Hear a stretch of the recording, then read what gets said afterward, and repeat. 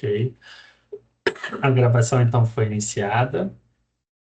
Agora deixa eu postar aqui para vocês o slide. Só um momento. Beleza. Então, pessoal, boa noite então mais uma vez, né? Boa noite para quem está aqui ao vivo. Bom dia, boa tarde ou boa noite para quem está assistindo a gravação. Hoje nós vamos falar sobre governança, ética, transparência e participação social.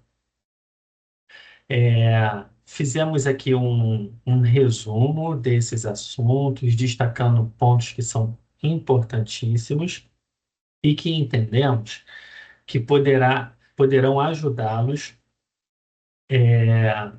ao fazer a prova do ENAD, tá? Primeira coisa que a gente precisa, né, comentar são os objetivos da nossa aula, tá?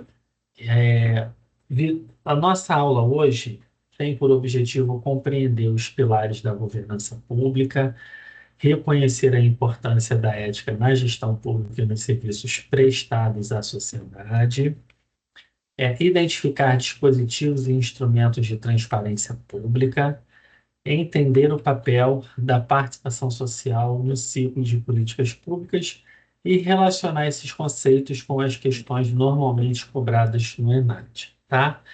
Ao falarmos de governança pública, é importante compreender que a governança pública ela é um conjunto de mecanismos e instâncias e procedimentos que visam assegurar integridade, eficiência, transparência, accountability, que são as prestações de contas, né?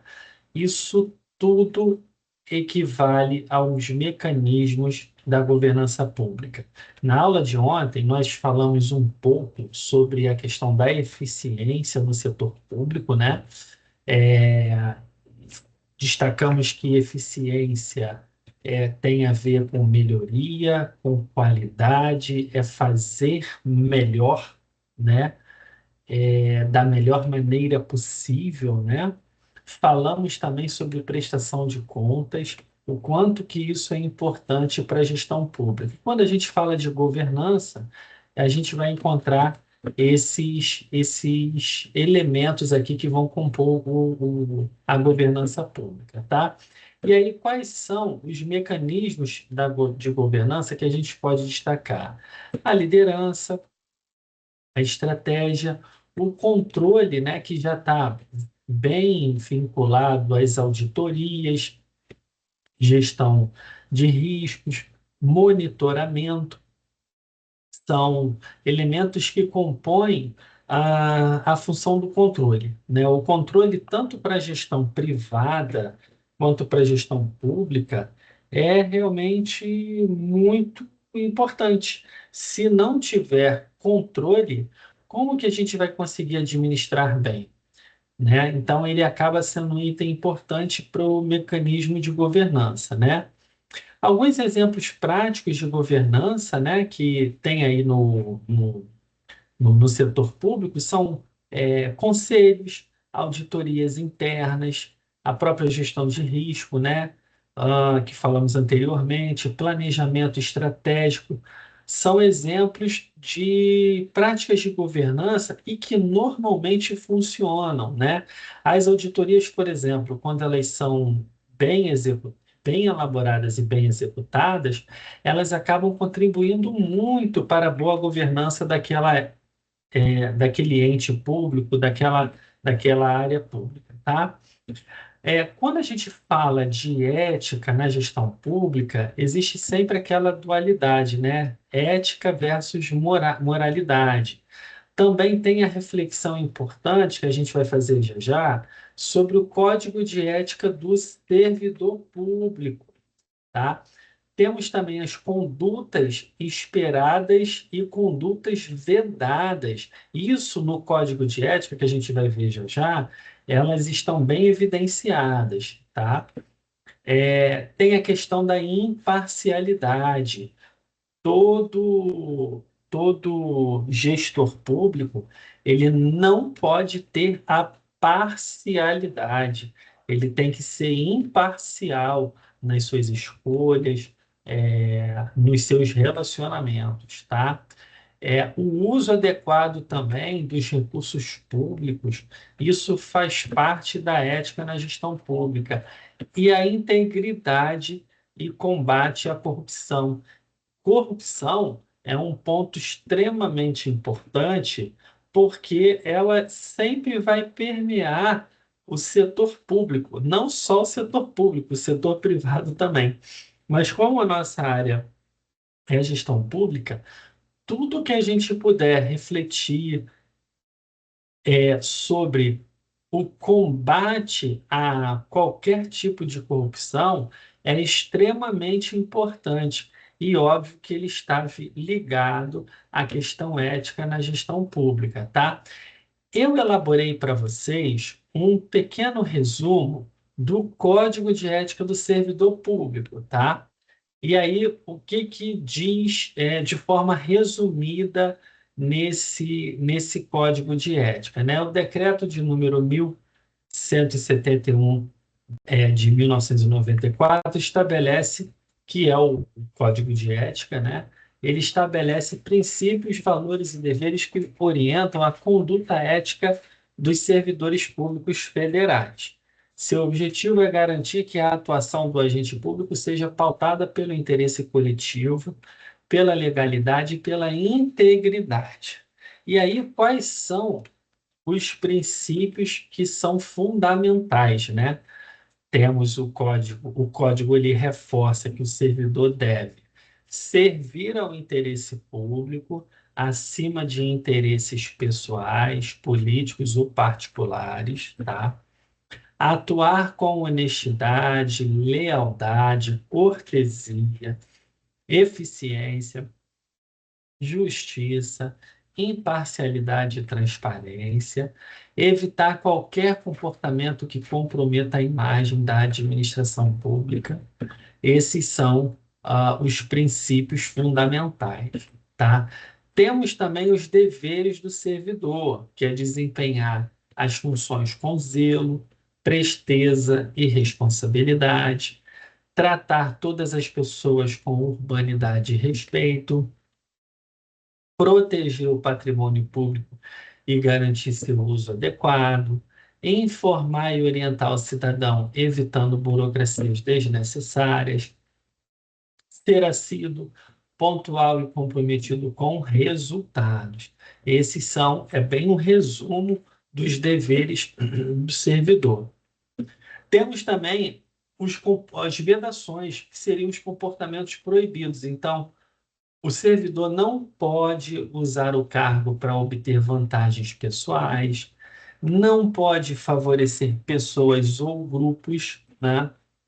Não pode aceitar presentes, benefícios ou vantagens que possam comprometer sua independência, deixar de denunciar irregularidades, não pode fazer isso, agir de forma desidiosa, negligente ou discriminatória, jamais ele pode fazer isso.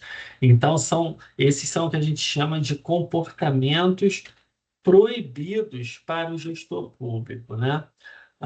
Tem também a comissão de ética, né? Que o decreto, inclusive, ele cria comissões que são responsáveis por orientar servidores sobre condutas éticas, apuração de condutas incompatíveis com o código, aplicação de sanções de natureza ética, como censura, sem prejuízo de outras punições legais. Então, esses são os elementos que compõem a comissão de ética, que pode ser formada com base no Código de Ética do Servidor Público. O próprio Código de Ética, ele já abre esse precedente, permitindo a criação dessa comissão. E toda a comissão de ética, gente, é muito importante, tá? ajuda muito na funcionalidade sobre essa questão ética que, por vezes, enfrentamos desafios envolvidos a questões comportamentais no nosso contexto aqui, especificamente falando do próprio gestor público, tá?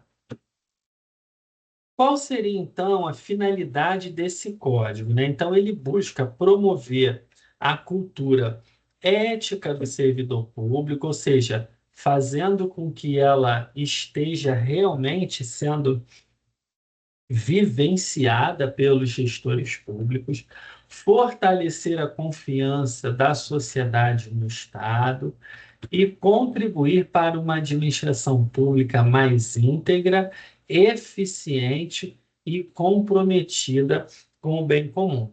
Esse material eu vou disponibilizar para vocês lá no grupo, tá? Inclusive, eu tenho que disponibilizar o material da aula de ontem, eu só disponibilizei a gravação, mas eu vou mandar o material também, porque é um material resumido, né? E certamente ele vai ajudá-los nessa concentração de informações que vocês estão tendo para a prova, tá? Sobre a questão da transparência pública, temos um elemento importante que é a Lei de Acesso à Informação, Lei 12.527 de 2011, tá? Essa lei permite que empresas, pessoas físicas também tenham acesso à informação. Quando nós falamos de transparência, é importante destacarmos que existem dois tipos, tá? A ativa, que é quando ocorre a divulgação da informação de forma espontânea, e tem a passiva, que ocorre mediante a solicitação. A passiva é muito comum nós vermos quando empresas, por exemplo, jornalísticas, né? Jornalistas, eles entram com um processo com base na lei de acesso à informação para conseguir aquela informação que ele está buscando. Quando o jornalista consegue e a notícia, aquela informação, ela é noticiada, vocês podem observar que a própria empresa, né, seja ela um jornal, um canal televisivo ou outro meio de comunicação, ela vai informar que aquela informação ela foi possível conseguir em virtude da lei de acesso à informação. Às vezes esse detalhe passa desapercebido, mas é muito comum, né, a gente ver isso acontecer e as empresas mencionam: conseguimos ter acesso à informação mediante a lei de acesso à informação. Ela está falando exatamente dessa lei 12.527 de 2011 e está falando sobre a premissa da transparência passiva. Ela solicitou e conseguiu essa informação. Agora, tem informação que é espontânea, né? O próprio ente público ele vai lá e divulga. Então, existem esses dois tipos de transparência. Também falando da transparência pública, é importante comentar sobre os dados abertos e portais de transparência. Sim, todo ente público, por exemplo, prefeituras, tem que disponibilizar, né? Tem que deixar esses dados, inclusive com fácil acesso. E aí entra particularmente uma crítica minha. Eu já naveguei em sites, por exemplo, de diversas prefeituras, né? Principalmente aqui do estado do Rio de Janeiro, e eu sempre encontro uma certa dificuldade, algumas menos, outras mais, mas eu sempre encontro uma certa dificuldade para encontrar aquilo que eu estou querendo. Por mais que eu chegue lá no site, coloque lá em pesquisar as palavras-chave, eu não encontro. E aí entra aqui uma reflexão, né? Eu não estou citando, nem vou citar nenhuma prefeitura, mas entra uma reflexão. Isso é feito por uma incompetência de quem está cuidando daquele site, ou é má fé mesmo? Eu tenho minhas dúvidas, né? Porque o site de uma prefeitura, por exemplo, ela tem que ser bem navegável, é o que a gente chama de navegabilidade. Ou seja, você consegue navegar, você consegue chegar às informações que você quer, porque o site é muito tranquilo para isso, né? Para vocês terem uma ideia, uma empresa privada, quando ela vai mexer no seu site, vai tentar melhorar, o gestor uma das primeiras coisas que o gestor privado, né, o diretor da empresa, ele fala é o seguinte: ó, a gente precisa tornar isso aqui de fácil acesso para o nosso cliente. Ele precisa encontrar o que ele quer facilmente. Óbvio, porque a empresa privada ela está ali para vender. Se ela disponibiliza o site para vender também os seus produtos ou serviços, ela tem que tornar aquele site um meio de fácil acesso. Por que que essa mentalidade ela também não ocorre no setor público? Não estou querendo generalizar, imagino que tenhamos aí no Brasil algumas prefeituras que sejam exemplos, mas para aquelas que não são esse exemplo, está aí uma reflexão, e é uma reflexão crítica construtiva, né? E é um ponto que vocês também podem pensar enquanto alunos de gestão pública, né? Se você trabalha no ente público ou até mesmo numa empresa pública, a população tem que ter fácil acesso às informações, né? Aquilo que ela está querendo encontrar. Então fica aqui uma reflexão. De repente, inclusive, pode cair uma questão nesse sentido, né? Falando sobre acesso à informação, a dificuldade da população, vocês já têm aí uma análise crítica pronta que eu explorei aqui agora um pouquinho, tá? Então, dados abertos e portais da transparência, ins- instrumentos de controle social e ouvidorias e controladorias. Sim, ouvidorias, inclusive, é muito importante. E aqui também é algo que ocorre no setor privado, né? Também ocorre no setor público. Ouvidoria é aquele departamento que vai receber as reclamações, por exemplo, né? Seja dos clientes, quando a gente está falando de empresa privada, ou da sociedade civil, quando a gente está falando de empresa ou ente público, né? Reclamando de alguma coisa que não está funcionando, que não foi atendido.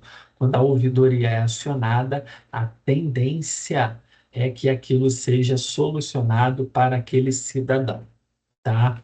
Então, esses aqui são os elementos que vão compor a transparência pública. Sempre que nós falamos de gestão pública com qualidade, a transparência ela ocupa um espaço importantíssimo. É natural que na prova do ENAD caia pelo menos uma questão falando sobre a transparência. E aí eu vou aproveitar para abrir um parênteses agora, que é o mesmo parênteses que eu abri ontem. Aqui, as questões do ENAD desse ano, tá? São questões que vão trazer uma contextualização para vocês, uma história, vão contextualizar o gestor público da prefeitura tal, da estatal Y, né? O cidadão, então vai trazer uma história, uma historinha, né? Não tem uma perspectiva, uma tendência de ser questões longas. Pode até eventualmente acontecer com uma ou outra, mas não é uma regra. Possivelmente vocês não terão questões longas, sabe? Aquela coisa, um texto enorme para uma questão. Isso provavelmente não vai acontecer. Vai acontecer sim, de pegar uma história, contextualizar, e ali o aluno vai entender aquele contexto e, em seguida, você vai ter que ter muita atenção na pergunta que ele vai fazer. Então, ele vai colocar lá um parágrafo ou dois, mais ou menos isso, de uma história que vai ser contextualizada. E o último parágrafo, que vai ser possivelmente o terceiro ou a quarta linha, quarto parágrafo, vai ser a pergunta. Foque muito na pergunta. Leia o enunciado todo, mas preste muita atenção na pergunta que vai estar sendo feita ali, tá?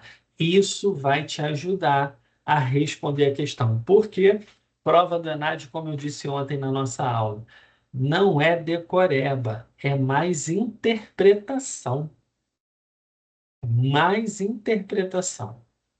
Então, fiquem tranquilos, tá? Façam uma leitura com tranquilidade, preste muita atenção na pergunta, eu tenho certeza que vocês terão sucesso, tá? Participação social. Quando a gente fala de participação social, a gente não pode deixar de mencionar os conselhos de políticas públicas, as audiências públicas, orçamento participativo, consultas públicas e a importância, tudo isso significa que é importante para o Estado democrático e de direito. Então, como nós vivemos em um país democrático, elegemos, né, os nossos políticos, e aí a gente está falando de vereadores, prefeitos, deputados, sejam estaduais, federais, senadores, governadores, presidentes, né?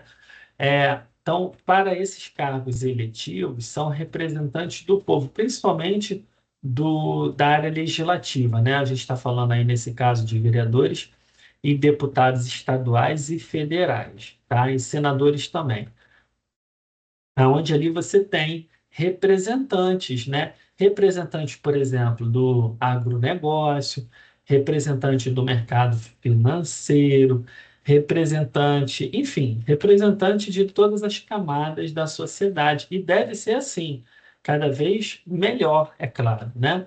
Então, a participação social, ela vai envolver diretamente a participação das pessoas, né? Então, quando tem uma audiência pública, é informado qual é o lugar que vai acontecer, qual é o horário, a sociedade pode e até deve participar. Eu me recordo que não tem muito tempo, né? A empresa Enel, de energia elétrica, que é responsável por uma parte da energia elétrica do estado de São Paulo, uma pequena parte aqui também do estado do Rio de Janeiro. Ela teve alguns problemas, né? Houve chuvas, isso já tem algum tempinho, né? Houve chuvas intensas em São Paulo e teve bairros em São Paulo que ficaram 15 dias sem ter energia elétrica. E eu me recordo que, diante dessa situação, deputados estaduais paulistas discutiram essas situações. Chamaram, por exemplo, o diretor-presidente da companhia aqui no Brasil para prestar depoimento, né? Uma coisa engraçada, só um parênteses aqui. No dia que ele foi prestar depoimento, na hora que ele foi falar, faltou luz na Alesp, que é a Assembleia Legislativa de São Paulo, né? Então, ele, como presidente da, da companhia aqui no Brasil, foi prestar esclarecimentos sobre a demora na, no retorno da energia elétrica em diversos bairros do estado de São Paulo, de cidades diferentes de São Paulo. Na hora que ele vai falar, falta luz, né? Então, assim, é uma piada pronta, né? Mas foi convocado, e ali poderia entrar também pessoas, obviamente que é um espaço limitado, mas poderiam entrar pessoas para poder ver, né, participar daquela fala, né? E foi também aberto, se eu não estou enganado, audiências públicas para discutir esse problema lá em São Paulo. Mas isso tudo por quê? Porque a lei prevê, e isso faz parte do que a gente chama da participação social. Ocorre quando as pessoas podem se fazer presentes, não apenas os deputados, vereadores, né, senadores que foram eleitos e que acabam representando, sim, mas as pessoas podem, o cidadão comum pode participar. Então, tem situações que ele pode. E normalmente são essas situações que vocês estão vendo aqui na tela, tá? Bom, por que isso tudo que nós falamos cai no ENAD? Porque envolve democracia, responsabilidade administrativa, políticas públicas, ética e legalidade na ação estatal, prevenção à corrupção. Esses aqui são pontos importantes, tá? Que possivelmente serão explorados na nossa avaliação do ENAD, tá? Como pode cair na prova, né? Então, cenários práticos envolvendo sempre cenários práticos, tá, pessoal? Repito, as questões do ENAD, elas virão assim, trazendo algo fictício, mas principalmente algo real, tá? E prático, pedindo para você, como se você fosse um gestor público ou uma gestora pública, resolver, tá?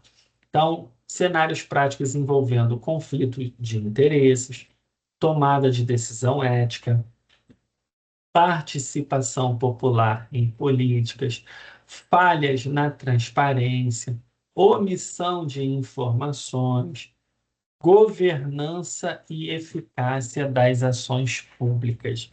Então, provavelmente, alguns desses elementos aqui, né, para dizer o mínimo, vão ser explorados nas questões, nesses cenários práticos que serão criados para vocês responderem, tá? E aí eu montei aqui uma questão no modelo ENAD para vocês. E aí eu vou pedir para vocês responderem, né? Vamos ver se vocês vão acertar.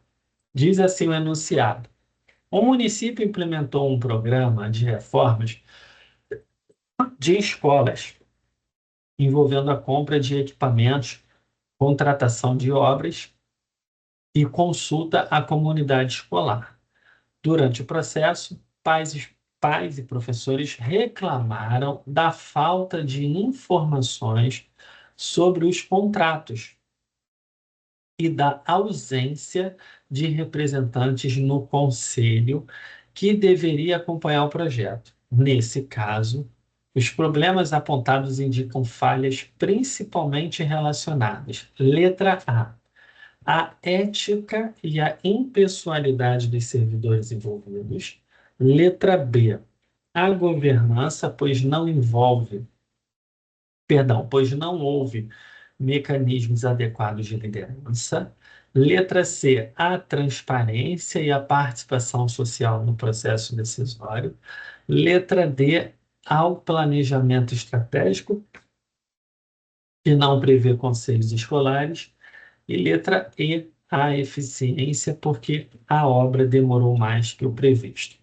Qual seria a opção que você marcaria? Pode colocar aí no chat ou até mesmo abrir o microfone para responder. Vamos lá.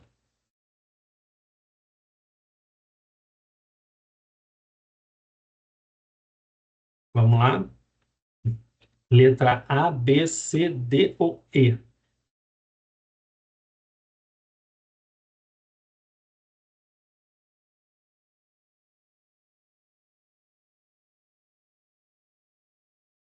Ó, a resposta correta é a letra C.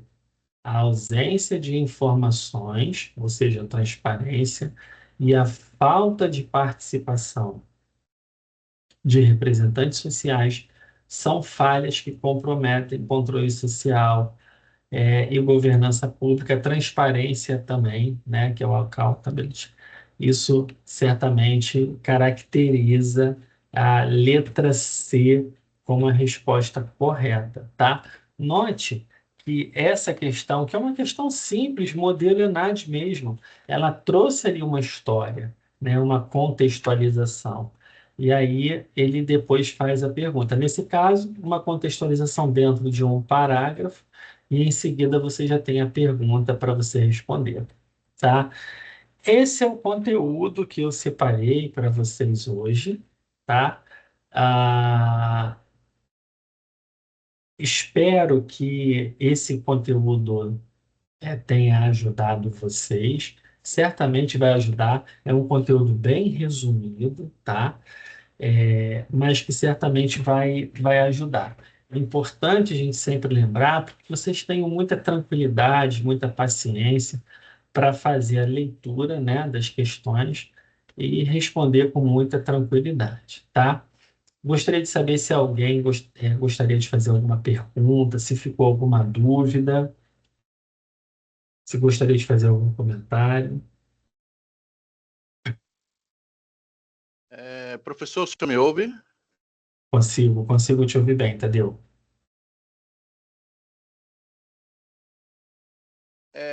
Na verdade, eu vou sair um pouco do tema da aula, só para. Eu queria ter um feedback do senhor em relação ao seguinte: é uma questão que está acontecendo comigo e com alguns outros alunos, da questão do local da prova ser em outra cidade. Não há Ah, mais tempo sim. disso ser revertido, né? Assim, a pessoa Não, vai ter que não. fazer local, né? Não há. E assim, uma vez que o MEC ele determina o local, isso não tem como mudar.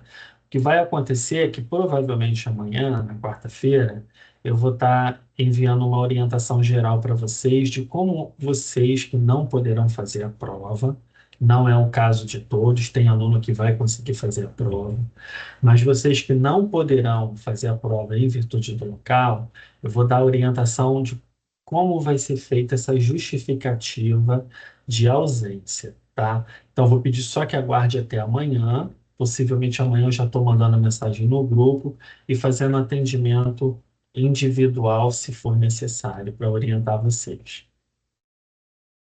Bom? Ok, obrigado. Nada. Pessoal, eu vou então parar aqui a gravação, tá? Quero mais uma vez